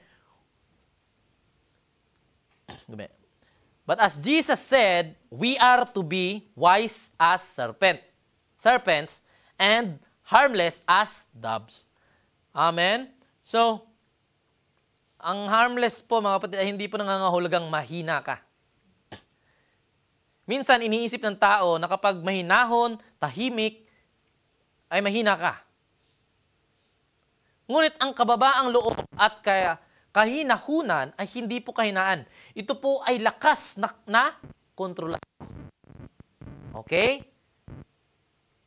Hindi yung nagwawala ka, akala mo ikaw ay malakas. Kasi nagwawala ka. Yung, hindi hemoglobin. Intestine, anong tawag dyan? Adrenaline, yun. Magkapatid dyan sila. Yung adrenaline, yung tumataas, ang taas yung adrenaline kahit mabigat, nabuhat mo dahil sa galit mo. Hindi yan yung ibig sabihin ng lakas. No? Ang lakas, no, is yung, kumbaga, nandun po yung kababaang loob at kahinahunan. Yan po ay hindi po kahulugan na ikaw ay mahina. Yan po ay lakas na kontrol po natin, na kontrolado. Si Jesus po, kahit may kapangyarihan siya, na magpatawad ng mga anghel, no, may kapangyarihan siyang tawagin yung mga anghel, Ano pong ginawa niya? Pinili niyang maging manahimik o pinili niyang manahimik sa harap ng mga humahatol sa kanya. Tama?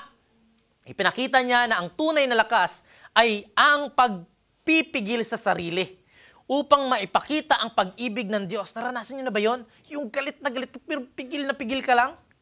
Ayaw mong makapagsalita ng masama. Ayaw mong makapag-act ng hindi maganda. Pinipigilan mo. Kasi meron kang pagpipigil sa sarili. Di ba? Sa social media, kapag iniinsulto ka na sa social media, huwag kang gumante ng pang-iinsulto din. Di ba? Sa bahay, kapag may mainit na ulo, piliin pa rin nating manahimik. At, siyempre, magdasal.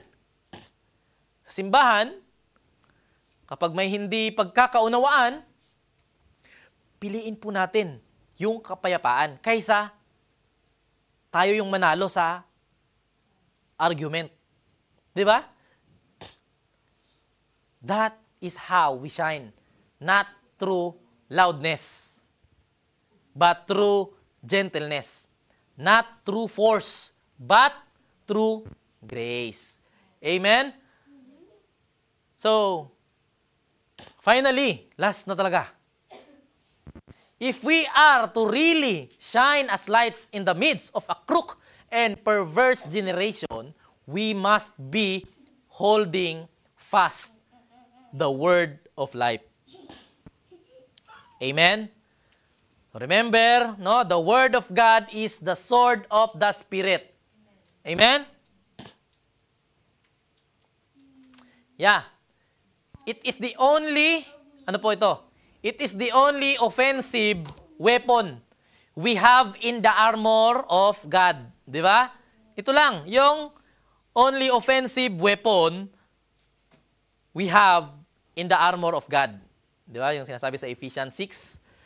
So, ang sabi po ni Pablo sa Ephesians 6:17, the sword of the Spirit, which is the word of God. Ibig sabihin, sa lahat ng bahagi ng armor of God, ito lang po ang sandatang ginagamit para lumaban.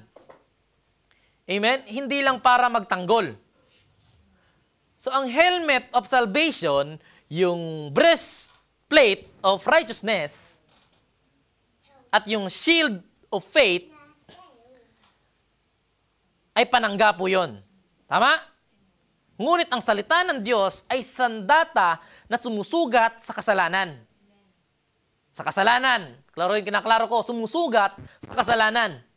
Sa kamalian at sa kasinungalingan. Tama? Kapag wala ang salita ng Diyos, ano po mangyayari sa atin? Kung wala po yung word of God sa atin, no? Sinuot na natin yung armor of God, pero wala yung sword. Ano na lang mangyayari sa atin? Tayo ay kahoy-kahoy lang. Kumbaga tayo po ay defensive lamang tayo. Kasi puro lang bit-bit natin. Wala tayong sword, wala tayong word of God. Puro pananggalang ang meron tayo. Ano mangyayari sa atin? Tayo po ay defensive lamang. Okay? Hindi tayo effective sa laban. Ano doon? Susulong ka sa laban. Tinutukoy ko po spiritual pero kung tingnan nyo, i-imagine nyo, susulong ka sa labanan, sa gera, wala kang panangga, wala kang panlaban, ano ka doon? Ispadahin nyo ako. Di ba? So, mga kapatid, hindi ka nagiging effective sa laban. Kaya kung gusto po nating maging, kung gusto po nating mag-shine, no, as a light,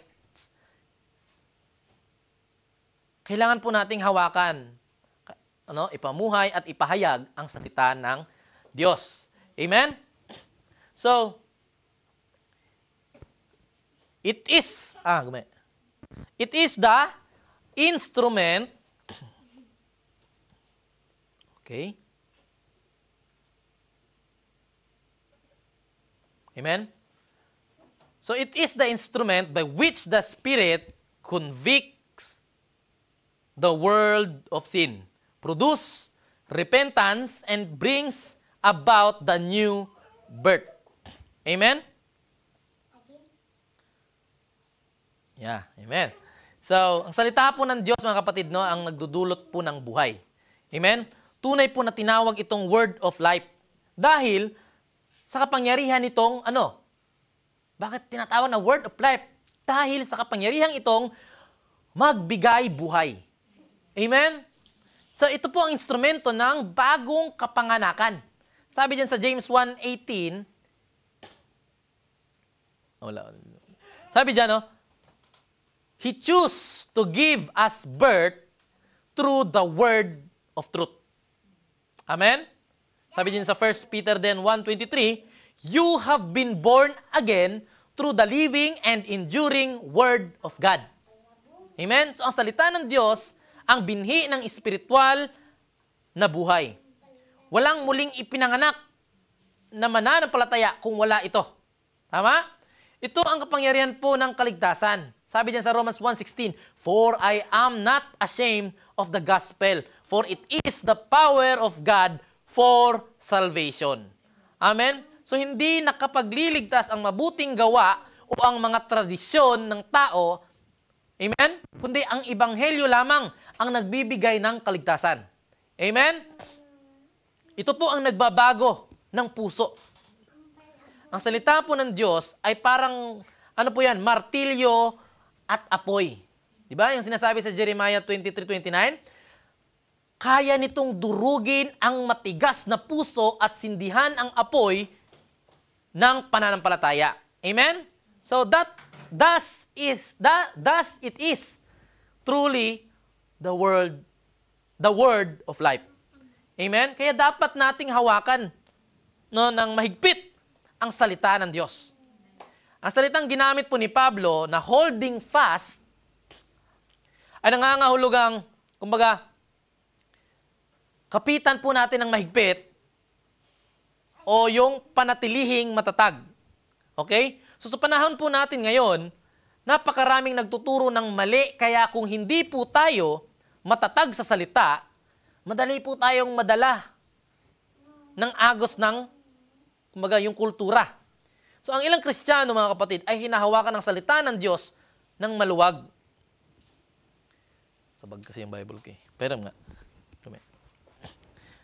So dapat kung hahawakan natin yung Biblia, dapat ganito. Ang paghawak natin ng Biblia, di ba? Hindi yun nakaganyan.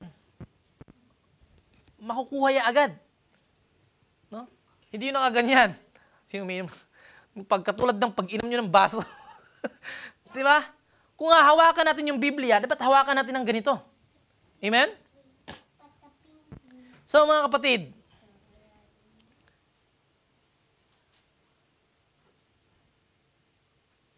maraming Kristiyano na ang paghawak nila ng salita ng Diyos ay maluwag. Di ba? Kapag nandun yung pressure, kapag nandun yung tukso, kapag may kahihiyan, anong ginagawa? Dahil maluwag yung pagkahawak nila sa salita ng Diyos. Bibitiw agad. Pero ang tunay na anak ng Diyos ay kumakapit sa katotohanan kahit mahirap. Di ba? Kahit mag-isa. Ang paghawak po sa salita ng Diyos ay hindi lang pag-alam sa Biblia. Okay? Ito po ay pamumuhay ayon sa Biblia. Amen? Kailangan po nating bumalik sa Panginoon Diyos. Bumalik sa pagbabasa. Yun po dapat natin gagawin. No? Kailangan po natin bumalik sa pagbabasa, pag-meditate sa salita ng Diyos. Hindi po sapat yung Sunday lang. Di ba? Hindi po sapat yung Sunday sermon lang. Kailangan ng personal devotion, mga kapatid. Ang Biblia ay hindi lang para sa impormasyon, kundi para po sa transformation. Amen? Turuan po natin ang ating mga anak, no? Ng salita ng Diyos. Okay? Kasi, maraming mga Kristiyano ngayon, no? Ako lang ata may anak pa dito. So, kumbaga po, maaring sila din maapektuhan sa kasalukuyang nangyayari ng mundong ito. So, dapat turuan po natin ang ating mga anak. Ipakita natin sa kanila yung makapagbibigay sa kanila o makapagdala sa kanila na ito yung tama. Di ba? Yung nakikita sa atin. So, Kumbaga po, ingatan po natin yung ating mga kilos. Kasi dadalhin po nila yan. Kaya sabi nga, di ba, sa Proverbs 22:6, train up a child in the way we should go. Amen? Malinaw po yun, mga kapatid. So ipamuhay po natin ang salita ng Diyos. Saan? Sa lahat ng lugar. Saan man. Sa trabaho, sa paaralan, no? Maging sa tahanan. Ang Biblia po, mga kapatid, ay hindi po dekorasyon. Nasa ibabaw ng TV. Hindi po yan sa altar. Ito po ay direksyon. Amen? Ang mundo po ay nagmamasid, mga kapatid. At sila ay naniniwala sa salita kapag nakikita nila ito sa atin. Amen? Tulad ng mga lagi kong binabanggit sa inyo, hindi natin sila mapipilit na magbasa ng Biblia. Pero dahil sa kinikilos mo ay ayon na sa nakasulat sa Biblia, ang kinikilos mo, madali ka nilang nababasa. Amen? So, we must both hold fast and hold forth this powerful word. So, dyan, no? Some translations say, no, hold fast, and others naman, hold forth. So, yung dalawang nito, yung hold fast at hold forth, may mga dito sa mga Biblia, no, sa KJV, NKJV, and NIV, no, sinasabi po dyan is hold fast. So sa NASB naman, sa ESV, no, ay nakasulat naman doon is hold forth. Okay? So ang totoo, pareho pong tama yung idea na yan. Dahil bilang mga anak ng Diyos, kailangan nating pareho yan. Tama? Hold fast the word in our own study and application. Amen? Hold fast. Panatilihin po natin sa ating puso at pamumuhay. Ito ay tumutukoy po sa paninindigan at pagsasabuhay ng katotohanan. Kapag sinabi po ni Pablo na hold fast, ibig sabihin ay huwag bitawan ang salita kahit may tukso. Kahit pagod. Kahit inuusig. Kahit may utang. Kahit may mga problema. Huwag bitawan ang salita ng Diyos. Amen? Yun po yung sinasabing hold fast. Okay? Sabi po ni Joshua, di ba? This book of the law shall not depart from your mouth. Amen? But you shall meditate on it day and night. Amen? So kapag hinawakan mo ng mahigpit ang salita ng Diyos, ito ang hahawak sa iyo sa oras ng kahirapan. Amen? Klaro ba, mga kapatid? Nandiyan pa ba kayo? Kapag mahigpit ang paghawak natin sa salita ng Diyos, siya po ang hahawak sa atin sa oras sa oras ng ating kahirapan. Amen? And yung hold forth naman po, no? The word as we proclaim it to those we are trying to change. Hold forth, no? Mga po, ito po yung ipahayag sa iba ang salita ng buhay. Amen? Hindi lang para sa ating katotohanan. Sa atin ang katotohanan, mga kapatid. Ito ay dapat ibahagi. Tama? Ibahagi natin. Para tayong mga ilaw na hindi tinakpan, kundi inilagay sa mataas na lugar para magbigay liwanag. Amen? May inilagay bang lampara sa ilalim ng mesa? Wala, di ba? Di ba dapat nilalagay sa ibabaw ng refrigerator? Sa itaas para magsilbing liwanag. Marami ang maliliwanagan. Di ba? Yung sinabi sa Matthew 5, di ba? So, ang salita po ng Diyos ay hindi po dapat ikulong sa loob ng simbahan. Hindi lang po dito. Hindi lang po nakasulat sa notebook. Ito ay dapat marinig po saan? Sa trabaho, sa trabahoan, sa eskwelahan, no, sa kung saan nga komunidad. We must not only guard the truth, mga kapatid, we must give it away. Amen? So, in this, we should do well to follow the example of Ezra. and the order in which he applied himself. Sabi niya, buong sikap na pinag-aralan ni Ezra ang kautusan ni Yahweh upang maisagawa niya ito at upang maituro niya sa bayang Israel ang mga batas at tuntunin nito. Okay? So, tingnan natin yung mga halimbawa ni Ezra, no? So, ito yung pagkakasunod ng buhay ni Ezra, no? Ay magandang gabay para sa bawat Kristiyano ngayon na gustong magliwanag bilang ilaw. Ano yan dyan? Seek the word first. Amen? To first seek the law of the Lord. So, unang hakbang po, ito, araw-araw na maghanap at mag-aral po ng salita ng Panginoon Diyos. Amen? Hindi sapat na umasa lang sa preaching ng Sunday, no? Sa Sunday. Dapat ay personal na nandun yung devotion, pag-aaral ng salita ng Diyos. Amen? Ano yung pangalawa? Obey before you teach. And then to do it.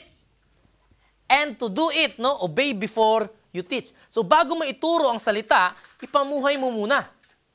Amen? So walang mas makapangyarihang patotoo kaysa sa buhay na naglalakad sa sinasabi ng Biblia. Amen? So marami po ang marunong magsalita tungkol sa katotohanan. Magaling magsalita, mag-preach patungkol sa katotohanan. Maraming alam sa Biblia, pero kakaunti lamang po ang talagang namumuhay sa katotohanan. Amen? Kasunod, and to teach in Israel. So finally, to teach other. So then teach others. Amen? So kapag natutunan at naipamuhay mo na, syempre, huwag mo itago. Ipasa mo yan. Ipasa mo ito sa iba. Tulad po ni Pablo kay, saan? Kanino? Timothy. Di ba? So, sabi niya kay Timothy, no? And the things that you have heard from me among many witnesses, commit this to faithful men who will be able to teach others also. Amen? So, ang tunay na Kristiyano ay hindi lang po tagapakinig o taga-sunod. Isa rin po itong tagapagturo at tagapagpahayag ng buhay. Amen? So, kung hold fast, amen, ayan, nakita niyo na. So, kung hold fast lang tayo, mga kapatid, kung hold fast lang tayo, magiging comfort zone Christian tayo. Di ba? Magiging comfort zone Christian lang lamang tayo. Alam natin ang katotohanan pero walang ibinabahagi. Yes. Alam natin yung katotohanan pero nanahimik ka lang. Di ba? Kung hold fort lang din tayo, nagiging empty preacher tayo ngayon. Nagtuturo ng hindi natin isinasabuhay. Okay? Ngunit kapag pinagsama po natin yung dalawang yon, magiging makapangyarihan pong patotoo yan. Amen? Hold fast para po sa iyong katatagan. Hold forth para po sa kaligtasan ng iba. Amen? So, in these verses, then, I believe we find the way Christians are to shine as lights in the midst of a crooked and perverse generation. It involves working out our own salvation. Yan po ang ating pag-uusapan po sa loob ng 2 buwan. Diba? Pinapakita po ni Pablo na ang pamumuhay na nagliliwanag para kay Kristo ay, nangunguhulugang, yan po, no? Yung by working out our own salvation. Amen? Hindi sa pamamagitan po ng ating sariling lakas, kundi sa pagsunod po sa kung ano ang ginawa ng Diyos sa ating buhay. Ang tunay na kaligtasan ay may bunga ng pagsunod at pagbabago. Amen? And with fear and trembling, by letting God work in us, doing things without murmuring and disputing, and as children of God without fault, holding fast the word of life. Amen. So, mga kapatid, kung ang layunin po natin ay hindi lamang baguhin ang mga batas o patakaran ng lipunan, kundi baguhin ang puso ng tao tungo sa mga daan ng Diyos. Amen? Ito po ang paraan upang magawa po natin iyon. Hindi po sa galit, hindi sa dahas, kundi sa pamamagitan ng banal na pamumuhay, tapat na pagsaksi, at matibay na pananampalataya. Amen? And this is how we will rejoice in the day of Christ. Amen? And know that our own labor will not be in vain. Amen? Kaya mga kapatid, ipagpatuloy po natin ang pagiging liwanag po natin sa gitna ng kadiliman. Amen? Huwag tayong matakot sa dilim. Sapagkat ang ilaw ni Kristo sa atin ay sapat upang ipakita sa mundo ang daan tungo sa Kanya. Bakit hindi po tayo mga Kristiyano, bakit hindi po natin sineselebrate yung Halloween? Because, sabi sa 1 John, I think, 1 John, because ang siniserve po natin na Diyos, ay Diyos ng liwanag. Amen? Hindi po ng kadiliman. So, shining as lights in a crooked generation, mga kapatid,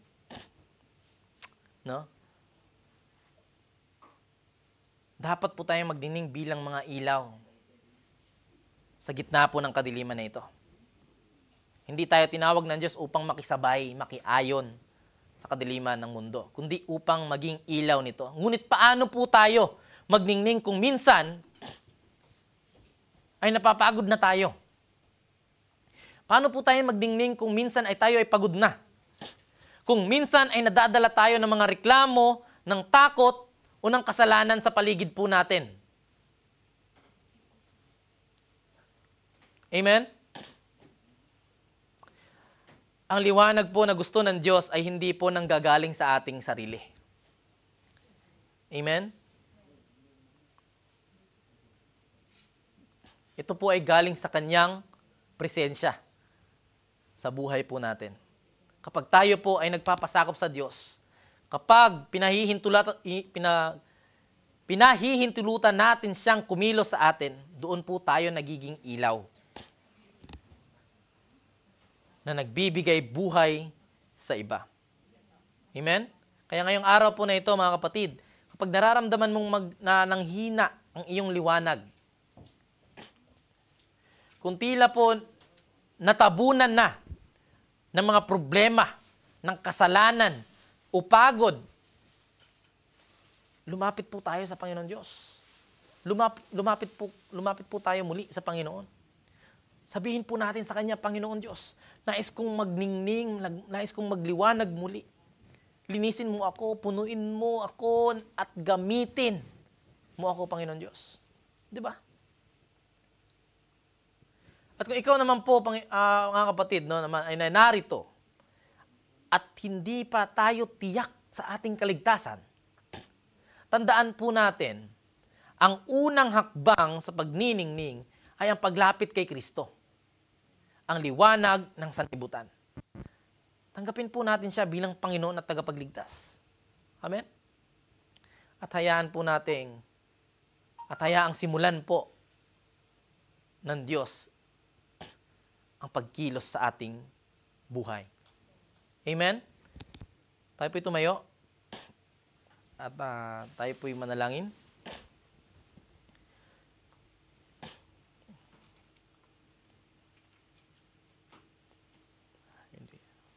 Panginoon naming Diyos, salamat po sa iyong salita. Salamat na sa gitna po ng isang mundong puno ng kadiliman, kasinungalingan, at kasamaan, tinawag mo po kami upang maging liwanag.